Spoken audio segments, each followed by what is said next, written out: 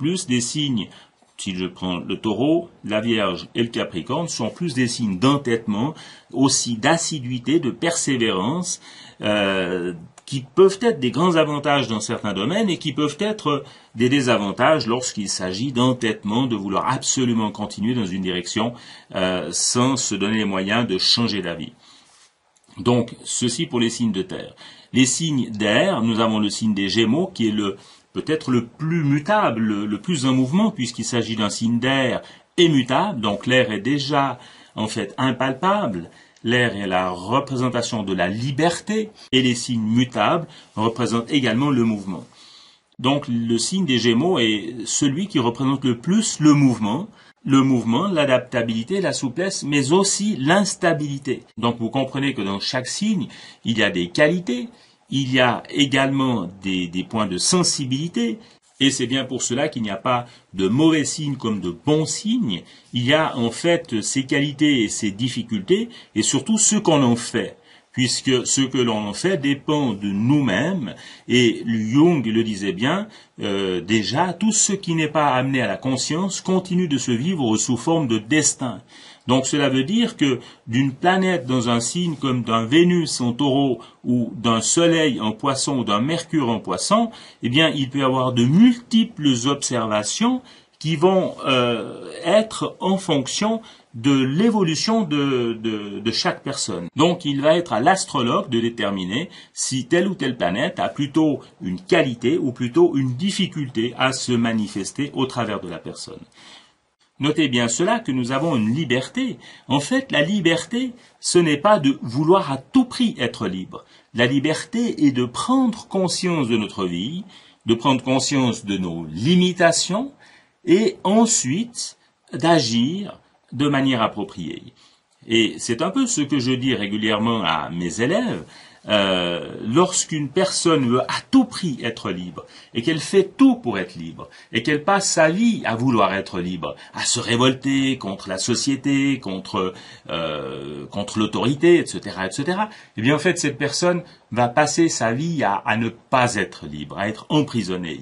Elle a le sentiment de chercher la liberté, mais en fait elle cherche la liberté parce qu'elle est emprisonnée, et en cherchant d'une manière peut-être un peu aveugle cette liberté, c'est-à-dire en tentant de bousculer les structures extérieures et sans prendre conscience d'elle-même et de voir comment elle a elle-même à modifier certains de ses comportements pour être réellement libre, eh bien elle se borne à lutter, à aller contre, à se faire des ennemis, à avoir des difficultés et en fait à ne pas être libre de toute sa vie.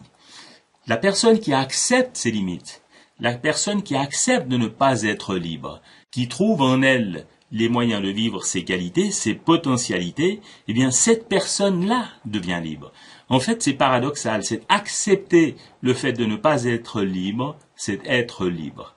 Et ne pas vouloir accepter cela, vouloir à tout prix être libre en toutes circonstances et se révolter contre toute autorité, eh bien, c'est en fait être dans une prison toute sa vie.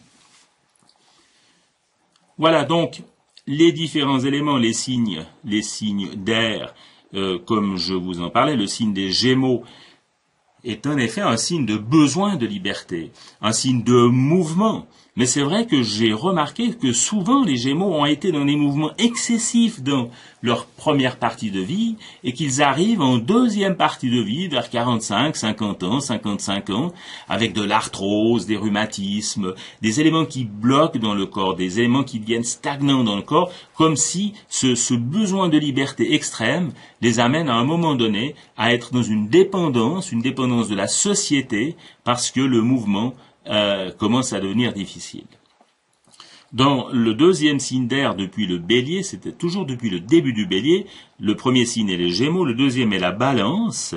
La Balance va un peu plus vers la société puisque nous avançons dans l'évolution des signes. Cela ne veut pas dire que la Balance est plus évoluée que les Gémeaux, mais on n'a pas de notion on va dire d'évolution, de jugement de qui est évolué ou qui ne l'est pas. Ça n'est pas ça l'astrologie. C'est simplement de voir les différences.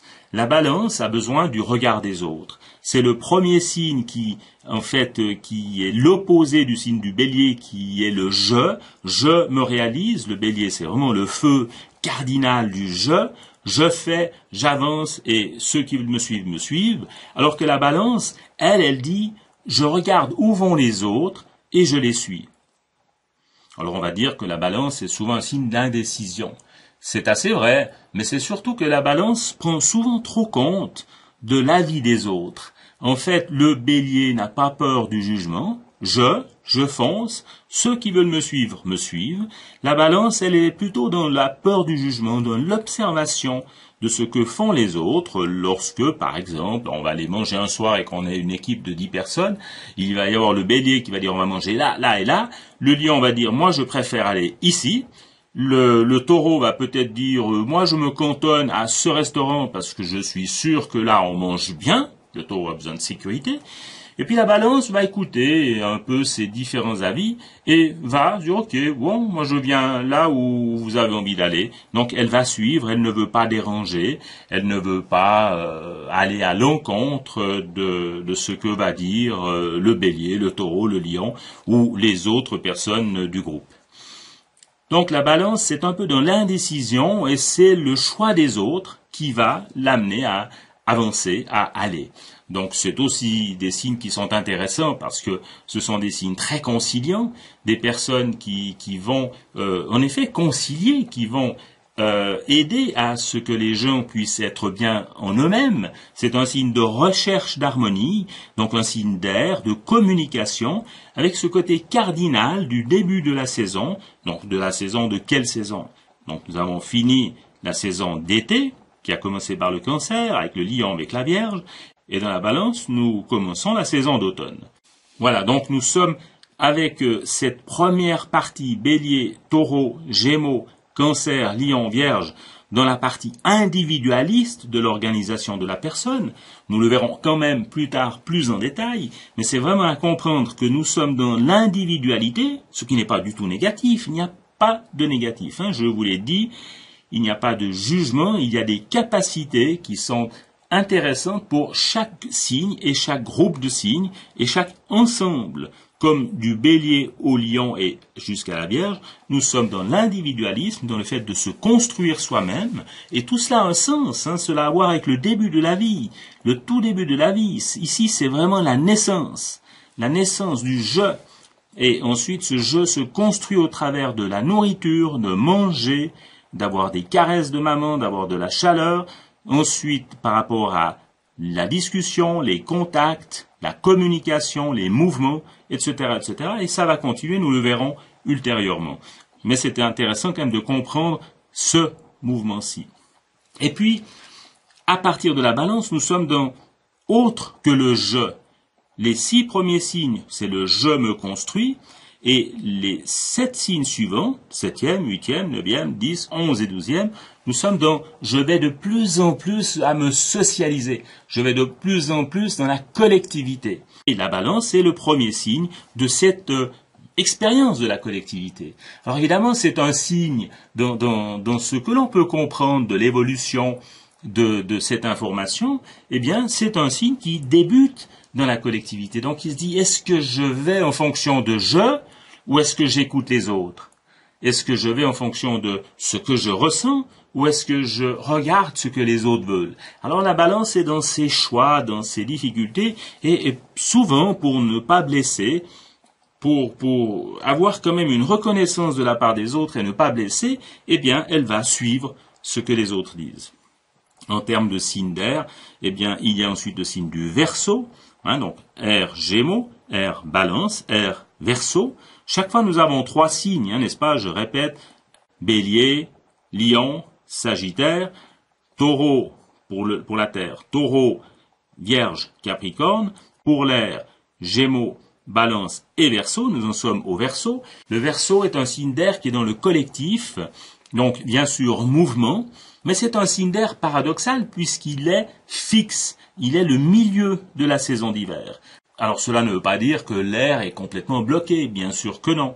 Mais cela montre quand même que il y a à la fois une fixité dans le fait d'avoir des idées pour le collectif, donc des projets, des grands idéaux, mais peut-être avec une certaine fixité sans vraiment tenir compte des informations du collectif. Le Verseau est un signe qui, en fait, aime le collectif, mais sans toujours l'aimer. C'est particulier ce que je vous dis. Je donne l'exemple dans mes cours. Je parle des hommes Verseaux. Un homme Verseau, en fait, aime bien la compagnie des copains, des amis, du monde, de la société. Il est très peu dans, on va dire, l'intimité. Cela ne veut pas dire qu'il ne peut pas y être, mais disons que la moyenne des hommes Verseaux vont un peu fuir cette intimité. Alors, bien sûr, qu'il voit bien que leur épouse, surtout si elles sont taureaux ou cancer, par exemple, qui sont des signes d'intimité ou de besoin de se sentir à deux entre quatre yeux, eh bien, le Verseau va quand même inviter son épouse au restaurant. Ça, c'est bien évident.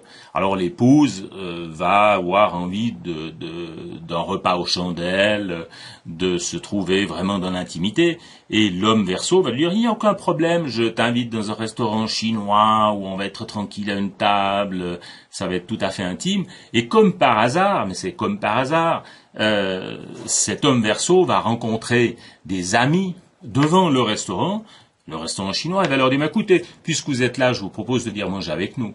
Alors voilà, c'est une anecdote, bien sûr. Mais c'est vrai que l'homme Verseau s'arrangera pour avoir passablement de monde autour de lui. On est bien dans les signes d'air, hein, donc les signes Gémeaux, Balance et Verseau ont besoin de gens, ont besoin d'un public autour d'eux. Alors le signe du Verseau est peut-être celui qui a ce plus besoin du public, de pouvoir avoir des gens, non pour séduire, ça n'est pas un séducteur. La Balance est assez séductrice, ça c'est vrai, mais le Verseau n'est pas un séducteur dans le sens physique, il faut charmer, c'est un séducteur dans la communication et dans le fait de transmettre des informations. Donc il aura besoin d'avoir du monde, même au restaurant, lorsqu'il mange quelque chose de très très bon, d'excellent, qu'il se fait plaisir, il aura plaisir d'avoir beaucoup de monde autour de lui. Même d'aller dans les restaurants, il y a plutôt du bruit, où il y a plutôt de l'ambiance, où il y a surtout du monde. S'il se trouve dans un restaurant qui est vide, il va être malheureux. Voilà, bon, c'est une information, et c'est un petit peu à dire que le Verseau, en général, bon, cela est aussi valable pour la femme, mais davantage pour l'homme, en fonction de mon expérience. Le Verseau aime l'humanité, c'est-à-dire les groupes, les sociétés, les mouvements, mais peu l'homme, peu l'individu. De se trouver face à face entre quatre yeux avec son épouse dans l'intimité, ça le rend, je dirais, plutôt mal à l'aise. Bon, ne généralisons pas, c'était surtout une anecdote, c'est surtout une information pour que vous puissiez vous rendre compte de la nature des gens. Il est important d'avoir un peu des clichés, mais de comprendre que ces clichés ne sont pas là pour tout le monde. Mais ils vont représenter quand même, peut-être dans l'explication d'un signe, peut-être 60 ou 70% des gens du signe. Ce qui est quand même important. Enfin, à vous de faire vos expériences et de voir autour de vous des personnes Verseaux, comment est-ce que ces personnes fonctionnent dans la société. Si nous en venons au signe d'eau, et que nous voyons les signes d'eau qui sont le Cancer, le Scorpion et le signe des Poissons, eh bien, les signes d'eau sont des signes, évidemment, émotionnels.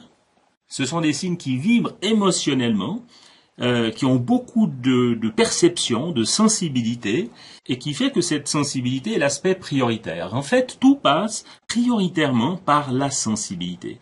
Le signe du Cancer est le signe qui est le premier signe depuis le Bélier dans cette information de sensibilité, dans ce vécu de sensibilité. Il est donc important. On est dans une sensibilité encore dans l'individuel, mais on est dans l'individuel familial.